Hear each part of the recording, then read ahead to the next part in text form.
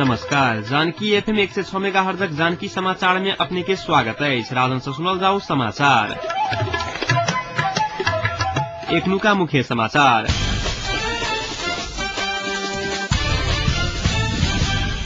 जनकपुर में आइसा अंतर्राष्ट्रीय मैथिली नाट्य महोत्सव शुरू। जेठ 14 भीतर संविधान निर्माण होने में संपूर्ण नेपाली जनता के विश्वास रह राष्ट्रपति डाक्टर रामवरण यादव के आग्रह। एमाले के कंधा पर थप जिम्मेवारी थपाइल एमाले के नेता ओली के दावी। रेडीमेड संविधान नेपाली जनता के मान्य नहीं है तो एमाले के अध्यक्ष खनाल के कहब।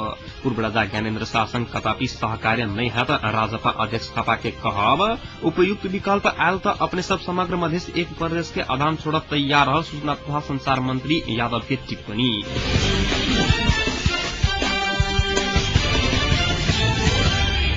जनकपुर में आइसा अंतर्राष्ट्रीय मैथिली नाट्य समारोह शुरू भेल अछि।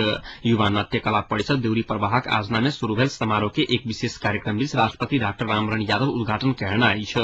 यूनापक अध्यक्ष संजय कुमार मिश्र के अध्यक्षता में सम्पन्न भेल उक्त कार्यक्रम में राष्ट्रपति डाक्टर यादव दीप प्रज्वलन कऽ कार्यक्रम के उद्घाटन कयने छलाह। अपन कला संस्कृति के कारण नेपाल विश्व में प्रसिद्ध रहल बतबैत राष्ट्रपति डाक्टर यादव संस्कृति पहिचान आ कला के बचाव नहीं सकल तो देशक इतिहास समाप्त है चेतावनी समेत देने छलाह। मिथिला आ मैथिल के बसावा के भाड़ आ मैथिल विद्वान लोकन आ सभासद सबके कान पर रहल हुनक कहब छलाइन। कार्यक्रम पश्चात संचारकर्मी सब संग बातचीत करते राष्ट्रपति डाक्टर यादव जेठ 14 गते भीतर संविधान निर्माण होने में संपूर्ण नेपाली जनता के विश्वास रह आग्रह करने छलाह।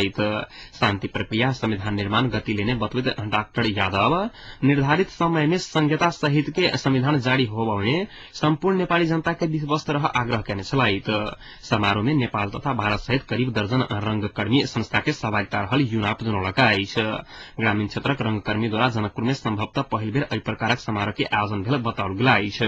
कार्यक्रम में मीनापक 5 गोटे के सम्मान कयल गेल अछि।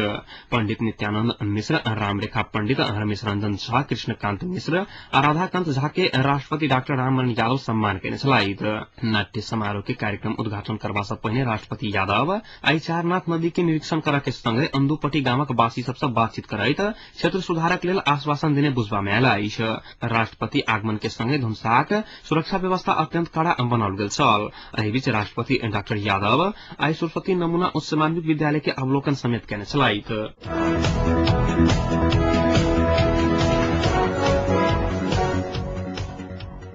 नेकपा एमाले के नेता केपी शर्मा ओली एकनुका राजनीतिक अस्थिरता के निकास देवल एमाले के कंधा पर थप जिम्मेवारी थपाइल बतौना अछि।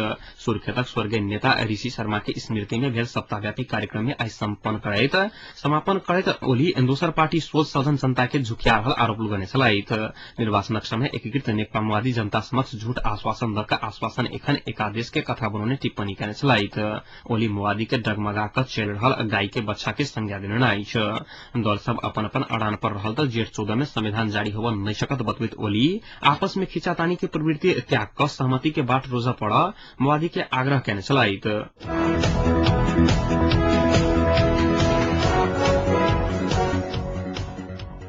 नेकपा एमाले के सचिव विष्णु पौडेल एकीकृत नेकपा माओवादी के कारण संविधान निर्माण आ शांति प्रक्रिया अवरुद्ध भेल आरोप लगाना अछि।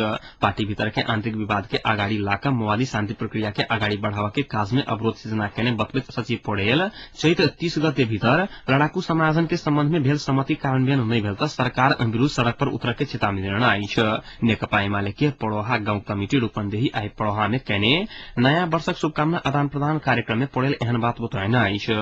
वो जन आंदोलन में भेल 12 बूंदे शांति प्रक्रिया के क्रम में भेल 7 बूंदे सहमति सब कोनो भी दल पछाड़ी हट नहीं पाओ बतबैत यदि ओहन विघ्न के उत्पन्न कयलक तऽ अपने समाप्त बतौने छलाह।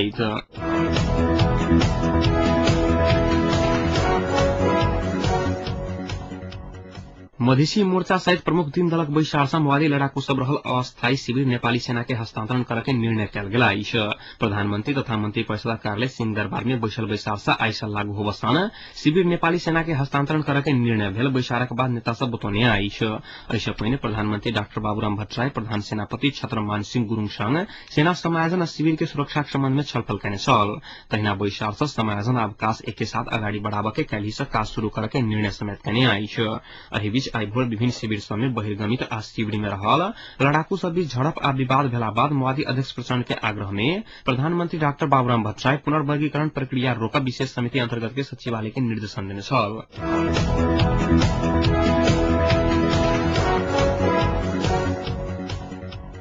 कानून तथा न्याय मंत्री ब्रिजेश कुमार गुप्ता हरेक क्षेत्र से कानून के उल्लंघन भेलाक कारण पछिल्का समय में मानवाधिकार उल्लंघनक घटना समेत वृद्धि भ रहल बतौने छलाइत। कोनो किसिमक कार्यान्वयन नहीं होबा धरि कानून बनाकर मात्र किछु नहीं हत बतबैत मंत्री गुप्ता कानून के पालना पहिले अपने से कैला पर मात्र सही मूल्यांकन आ कार्यान्वयन होबा सकत तर्क कैने छलाइत। नेपाल सरकार कानून तथा न्याय मंत्रालय आई इलाम सदरमुकाम में आज नाक्याने मानवाधिकार तथा कानूनी सहायता विषयक अंतरक्रिया कार्यक्रम में मंत्री गुप्ता निचका तह से ऊपर का तह धरि कानून के पालना आ कार्यान्वयन करके प्रणाली विकास कर पड़त बतौने छलाइत।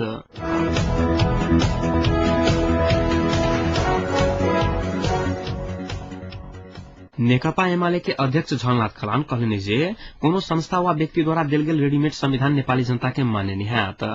शांति संविधान निर्माण में सुझाव लेवा लागल विशेष टेलीफोन संवादक छठम दिन आई सोलुखुम्बु के जिला स्तरीय नेता बुद्धिजीवी तथा कार्यकर्ता सब संग विशेष टेलीफोन संवाद में आई सोलुखुम्बु के जिला स्तरीय नेता बुद्धिजीवी पत्रकार तथा कार्यकर्ता सब संग बातचीत करते वो कहलनि से अनहार घर में बनाओल गेल संविधान के नेपाली जनता सीधे अस्वीकार करत। वो सार्वभौम संविधान सभा प्रक्रिया पूरा कऽ लौने संविधान नेपाली जनता के संविधान है ठोकुआ के छलाइत।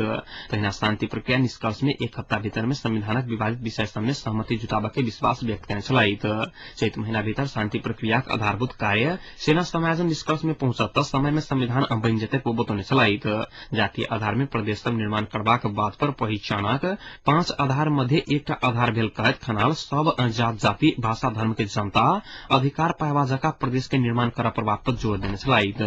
खनाल आई कांग्रेसक जिला सभापति आंगेलु शेर्पा मोदी सोलुखुम्बु के जिला इंचार्ज गुम्बु शेर्पा संचारकर्मी सब भानुभक्त निरौला आ विक्रम श्रेष्ठ तथा महिला प्रतिनिधि बीना राय संग सुझाव लेने हुनक स्वर्गीय सचिव रामबाबू अधिकारी जानकारी देने छाइत।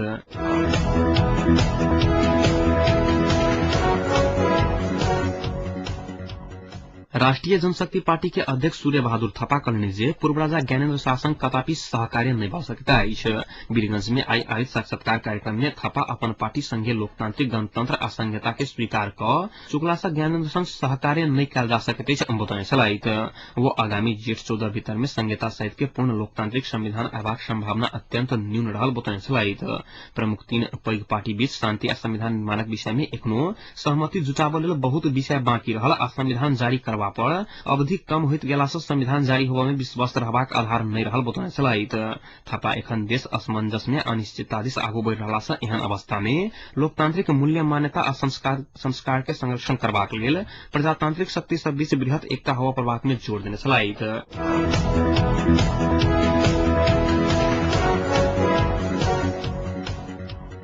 अपन कार्यकर्ता के पुलिस दुर्व्यवहार केने कहत नेपाली कांग्रेस पाल्पा आई पाल्पा जिला बंदक आह्वान केने छल। बंद के कारण भिनसरे से पाल्पाक जनजीवन प्रभावित भेल। बंदक कारण सदरमुकाम तानसेन सहित विभिन्न ठाम से छोट तथा लंबा दूरी की सवाई साधन चलन नहीं सकल त शैक्षिक संस्थान बाजार दोकान उद्योग कल कारखाना सेहो बंद रहल। कांग्रेस कार्यकर्ता तथा नेपाल तरुण दल जिला कार्य समिति के सदस्य दीपक घिमिरे के रेप दिन पुलिस कार्यालय परिसर में पाल्पाक डीएसपी मीरा चौधरी घिसियाक दुर्व्यवहार केने चौधरी द्वारा माफी नहीं मांगा धैर आंदोलन जारी रहत कांग्रेस जनौलका अछि। जिला में भेल विवाद मिलावा के लेल काल्हि दिन भर विमर्श कलाक बादो कोनो सहमति नहीं भ सकला से बाध्य भ क बंद करऽ पड़ल कांग्रेस पाल्पा जनौलका अछि।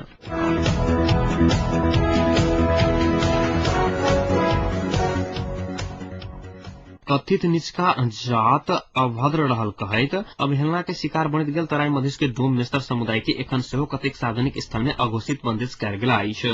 सिराहा के धनगढ़ी गांवी से अपवाद बनल अछि। एहि गांवी के वड़ा नंबर 5 नयनपुर में गांवी से अनुदान में इनार निर्माण करऽ के लेल डोम समुदाय के स्थानीय रामचंद्र मरी के अध्यक्षता में 5 सदस्यीय उपभोक्ता समिति गठन कयल गेल अछि। समिति में सचिव रामचंद्र महतो, कोषाध्यक्ष इंद्राम महतो, सदस्य सब महेश राम, अचनल राम रहल अछि। तहिना अनुगमन समिति में भक्त बहादुर राउत, कमल सिंह, उतिम लाल रहल अध्यक्ष मणिक जानकारी देने छथि।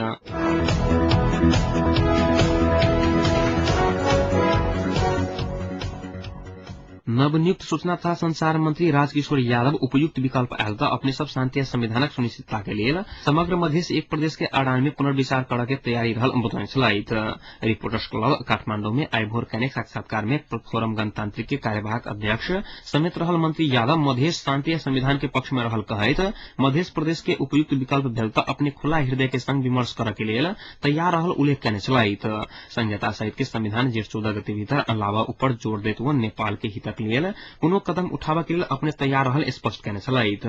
नेपाली कांग्रेस आ नेकपा एमाले पैघ सीना बनाकऽ सरकार में आयल तऽ अपने सब मंत्रालय छोड़ऽ के समेत तैयारी केने मंत्री यादव के कहब छलैन। देशक सूचना प्रणाली के एक द्वार से आगू बढ़ावा के सार्वजनिक सूचना केंद्र स्थापना करे के घोषणा करैत मंत्री यादव ओहि सँ देश में भ्रष्टाचार नियंत्रण कयल जायत विश्वास व्यक्त केने छलैथ।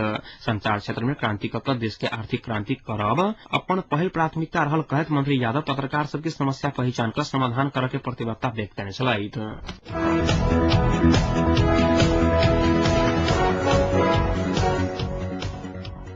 आब तापक्रम एखन जनकपुरक तापक्रम 31 डिग्री सेल्सियस रहला अछि।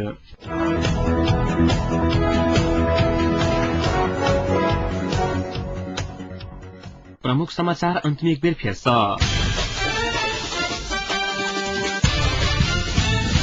जनकपुर में आई से अंतर्राष्ट्रीय मैथिली नाट्य समारोह शुरू। जेठ 14 भीतर संविधान निर्माण होने में संपूर्ण नेपाली जनता के विश्वास रहा राष्ट्रपति डॉक्टर रामरण यादव के आग्रह। एमाले के कंधा पर थप जिम्मेवारी थपायल एमाले के नेता ओली के दावी। रेडीमेड संविधान नेपाली जनता के माने नहीं है अध्यक्ष खनाल के कहब। पूर्व राजा ज्ञानेन्द्र शासन कदापि सहकार्य नहीं है राजपा अध्यक्ष थपा के कहब। आ उपयुक्त विकल्प आयल तो अपने सब समग्र मध्य एक प्रदेश के आराम छोड़ब तैयार रहल सूचना तथा संचार मंत्री यादव की टिप्पणी।